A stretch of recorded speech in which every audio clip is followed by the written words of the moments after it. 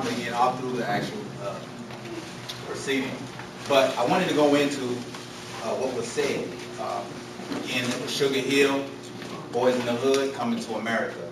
All very popular movies that we've seen, but we may not have paid attention to certain things that were said in the movie. And they just set subconsciously with us, but we never sat down and actually analyzed what they did to us. We never got to sit down and analyze what it was that they said. So, again, this book right here, the brother goes into, and what I love about this book right here is usually authors, they write books and they just put their own separate opinion in it. But this brother did, and I know y'all can't read that, but I'm just showing you that this ain't nothing that I'm making up. But he actually goes on the internet, holds forums, and takes people's perspective and puts it into his book. And so he has tons and tons of Africans on here, tons and tons of us, Africans from United States, that are going back and forth with each other, arguing.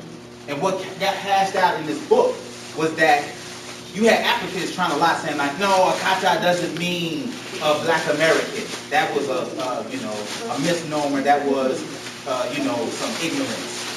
But you had other Africans checking them like, stop lying. And so what got hashed out in the book is that Akata means an African that has lost his way. And that it was originally meant for Africans that come over here and go back home and lost their way. But because it was used so commonly in reference to black Americans, it became interchangeable. So that was what came out of the book. Again, I want to promote this book because the brother goes deep. We also had another video clip from a movie, Nollywood.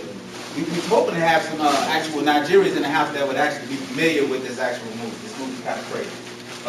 But I want to warn you that there is a slight language, and these that look like young boys are actually grown men.